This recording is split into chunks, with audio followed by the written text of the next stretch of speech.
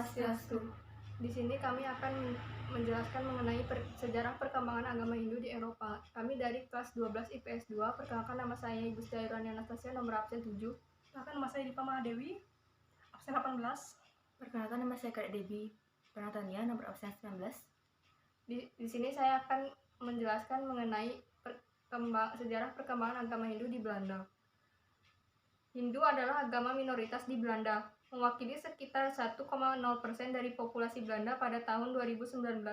Setelah Inggris dan Italia, komunitas Hindu terbesar ketiga di Eropa tinggal di Belanda. Ada antara 150.000 sampai 200.000 orang Hindu yang saat ini tinggal di Belanda. Sebagian besar dari mereka berimigrasi dari Suriname, bekas jajahan Belanda di Amerika Selatan. Ada juga populasi imigran Hindu yang cukup besar dari India, Sri Lanka, dan Afghanistan, serta sejumlah kecil penganut barat dari gerakan keagamaan baru yang berorientasi Hindu. Kehadiran sejumlah besar umat Hindu di Belanda merupakan perkembangan yang relatif modern. Pada tahun 1960 diperkirakan hanya ada 10 keluarga India di negara itu, yang diantara mereka mungkin merupakan bagian terbesar dari populasi Hindu pada tahun 1971. Biro Pusat for the Statistics atau CBS mencatat sekitar 3.000 penganut. Namun pada 1970-an jumlahnya meningkat tajam. Hal ini disebabkan oleh imigrasi orang Indo-Suriname atau Hindustans, orang-orang asal India yang keluarganya telah berimigrasi ke Suriname sebagai pekerja kontrak. Pada akhir abad ke-19, dengan kemerdekaan Suriname pada tahun 1975, kekhawatiran yang berkembang tentang masa depan mereka di negara baru menyebabkan sekitar sepertiga penduduk Hindustan meninggalkan Suriname dan berimigrasi ke Belanda. Orang Indo-Suriname sebagian besar beragama Hindu dan akibatnya populasi Hindu meningkat 10 kali lipat selama dekade tersebut menjadi 34.000 pada tahun 1980. Terus meningkat menjadi 61.000 pada tahun 1990 dan 1.000 pada tahun 2000. Kelompok Hindu terbesar di Belanda terdiri dari imigran, terutama dari Suriname, tetapi dengan jumlah juga langsung dari India dan Sri Lanka. Perkiraan jumlah umat Hindu dapat bervariasi secara dramatis, tergantung pada sumber mana yang digunakan, mulai dari 100.000 hingga lebih dari 200.000. Sebuah studi tahun 1997 menunjukkan bahwa ada sekitar 100.000 penganut. Perkiraan tahun 2006 oleh CBS setuju dengan jumlah ini, membaginya menjadi 83.000 orang asal Suriname, 11.000 orang India, 5.000 orang non-Eropa lainnya, dan 1.000 orang Eropa. Namun, Dewan Hindu Belanda memperkirakan sekitar 215.000 diantaranya 160.000 berasal dari Suriname, 15.000 dari anak benua India, dan 40.000 dari tempat lain. Angka ini sangat dekat dengan yang dikeluarkan oleh Komite Tingkat Tinggi untuk Diaspora India, yang menyatakan bahwa Belanda memiliki 200.000 orang keturunan India dan 15.000 orang India bukan penduduk. Tidak jelas apakah kedua tokoh tersebut memiliki sumber yang sama atau hanya menyatukan orang-orang berlatar belakang etnis India dengan penganut agama Hindu. Sebuah studi tahun 2003 memberikan total populasi Indo-Suriname awalnya keturunan India sebagai 160.000, di mana 80% atau sekitar 130.000 adalah Hindu. Populasi regional terbesar menurut studi tahun 2003 berada di South Holland, 60.000, sebagian besar berkerumun di sekitar Den Haag, dan North Holland, 31.200, di mana di antara mereka kedua provinsi menyumbang lebih dari 70% dari keseluruhan populasi. Studi yang sama menunjukkan bahwa ada sekitar 50 kuil dan sekitar 250 imam, di antaranya setengah adalah pekerja penuh waktu. Sebagian besar populasi ini, sekitar 80%, termasuk dalam Sanatana Dharma, sedangkan 20% sisanya milik gerakan sektarian Arya Samaj. Ada kelompok lain yang termasuk dalam gerakan guru yang lebih baru, seperti Hare Krishna atau gerakan meditasi transendental, dan akhirnya sejumlah kecil yang mempraktikkan campuran lebih banyak zaman baru atau kepercayaan teosofis yang mencakup unsur-unsur yang terkait ke agama Hindu.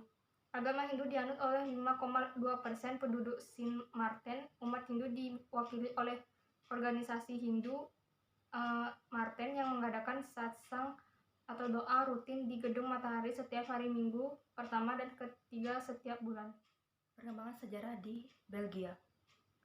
Menurut penuturan petinggi Taman Wisata Paradisio ini mengatakan idea pertama dari pendirian pura Hindu yang mirip atau sama persis dengan pura yang ada di Bali ini adalah bermula dari kunjungan Mr. Eric Dom, CEO dan presiden yang juga pemilik dari Paradisio ke Bali 30 tahun yang lalu bersama orang tuanya. Kemudian setelah memimpin Paradisio, muncul keinginan untuk membuat Paradisio tidak hanya menjadi sebuah taman wisata flora dan fauna yang menawarkan keakraban alam, tumbuhan, binatang, dan manusia, tapi juga menawarkan informasi kebudayaan dunia yang memiliki karakter serta peradaban yang kuat yang masih ada di bumi ini, serta bisa mendukung promosi permanen bagi para wisata. Teringat akan kunjungan ke Bali yang pernah dilakukan Mr. Eric Dom bersama orang tuanya ke Bali, Mr. Eric Dom kemudian mengunjungi Bali lagi untuk brainstorming dengan mengelilingi seluruh pelosok Bali untuk mencari ide lebih lanjut. Kolaborasi antara agama adat, istiadat, budaya, dan masyarakat Balinya yang mendukung pariwisata di Bali serta bisa diterima oleh masyarakat dunia atau universal membuat Mr. Eric Dom jatuh cinta akan Bali pada khususnya dan Indonesia pada umumnya. Sekembali Mr. Eric Dom dari Bali, beliau kemudian menceritakan kepada jajaran direktur dan tim yang ia pimpin, ibarat pucuk di cinta ulam tiba, di mana para direktur dari Paradisio yang juga sering mengunjungi Bali akhirnya sekata dan gayung pun bersambut dengan melakukan kunjungan ke Bali untuk merealisasikan ide membuat Indonesian Garden dengan bangunan utama pura yang sama persis seperti di Bali. Sepulang dari Bali, proyek ini pun dimulai pembangunannya di tahun 2006. Pembangunan kompleks Taman Indonesia yang dimulai dari pembangunan pura ini bukannya tanpa hambatan dari masyarakat Belgia atau pemerintah Belgia, karena di Bekasi Paradisio terdapat kastil tua yang di Belgia sendiri sudah sangat dihormati keberadaannya. Pemerintah maupun masyarakat pun khawatir dengan berdirinya bangunan baru akan mengurangi makna dari keberadaan kastil tua yang menjadi kebanggaan masyarakat Belgia ini. Mr. Eric Dom dengan ketulusan hatinya serta kecintaannya yang mendalam akan Bali dan tentunya dengan pengetahuan yang luas akan segala seluk-beluk tentang Bali dan Hindu, kemudian bisa meyakinkan pemerintah Belgia beserta masyarakat Belgia sehingga pembangunan Pura Agung Santi Buana ini bisa diwujudkan di Taman Paradisio. Demikian juga ketika mendatangkan para pekerja langsung dari Bali, juga bukannya tanpa hambatan dari masyarakat Belgia ataupun Departemen Tenaga Kerja Belgia, lagi-lagi Mr. Eric Dom yang sepertinya memang sudah mendapatkan restu dari Tuhan Yang Maha Esa atau ide sang yang dewasa, tidak hanya bisa meyakinkan masyarakat Belgia, tapi juga bisa membuktikan kepada mereka bahwa keahlian para pemahat dari tukang ukir dari Bali dan Jawa Tengah memang tidak tergantikan oleh masyarakat Belgia.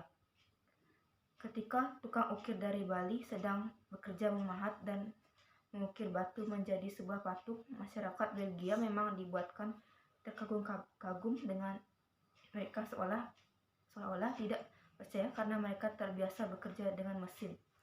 Sementara tukang ukir dari Bali bisa merubah sebuah batu balok dengan pahat dan alat ukir lainnya yang berukuran kecil-kecil menjadi sebuah patung dengan nilai yang seni yang tinggi. Proyek pembangunan Pura Agung Santi Buana dimulai tahun 2006 dengan mendatangkan arsitek dari Bali. Selama 2 tahun lebih bekerja siang dan malam dalam suasana berkabut dan bersalju untuk menjaga keaslian dan aroma magis ke Indonesia. Batu-batu untuk membangun pura besar dan seluruh lapisan tempat berjalan berasal dari Indonesia.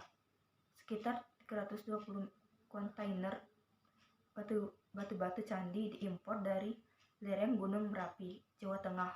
Bagi pengunjung yang mengunjungi kompleks Taman Indonesia ini seperti terhipnotis dan merasakan seperti memang sedang berada di Indonesia, di kompleks Candi Prambanan dan Candi Borobudur di Jawa Tengah, ataupun berada di kompleks Pura Besakih di Bali, yang puranya juga terdapat batu alam, walaupun sesungguhnya mereka sedang berada di Burgergeleti, Belgia di Pura Agung Santibuana.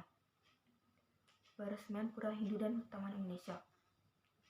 Peresmian pura tersebut merupakan bagian dari satu rangkaian acara peresmian Taman Indonesia atau The Kingdom of Ganesha, yaitu sebuah kompleks Taman Indonesia seluas 5 hektar di dalam area Taman Wisata Paradisio yang berukuran 55 hektar. Peresmian acara itu dihadiri lebih dari 800 undangan serta lebih dari 200 umat Hindu yang datang tidak hanya dari Belgia, melainkan juga dari negara tetangga seperti Belanda, Jerman, dan Prancis.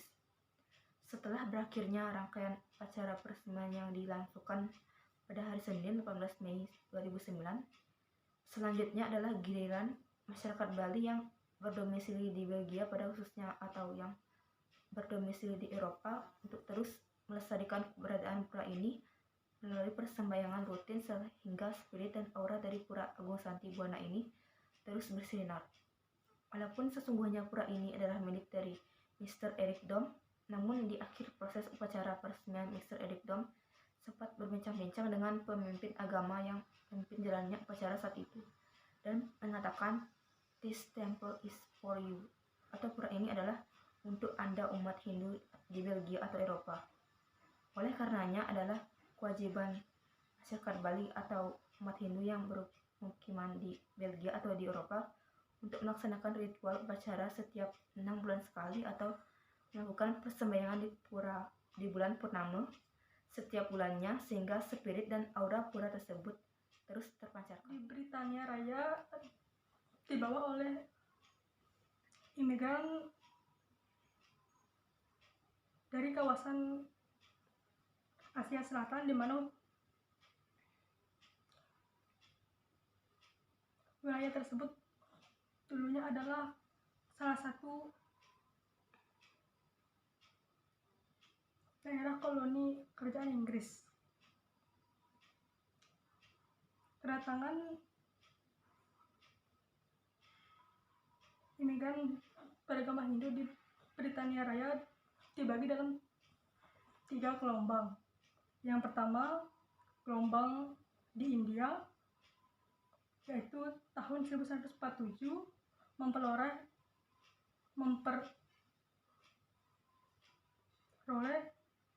kemerdekaannya, dan tahun 1160 ketika Menteri Kesehatan Kerajaan Inggris mendatangkan banyak dokter dari India ke Inggris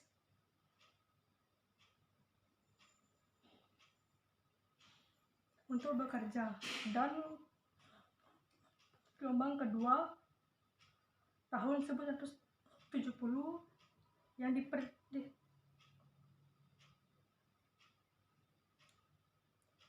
dipicu oleh peristiwa pengusiran orang India dari Uganda. Hal ini menyebabkan banyaknya orang-orang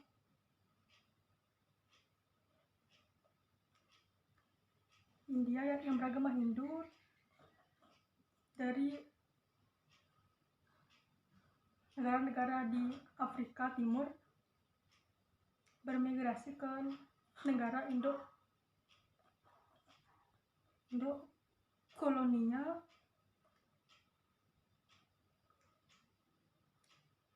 yaitu Britania Raya. Dan gelombang ketiga terjadi pada tahun 1190. Pemerintah Britania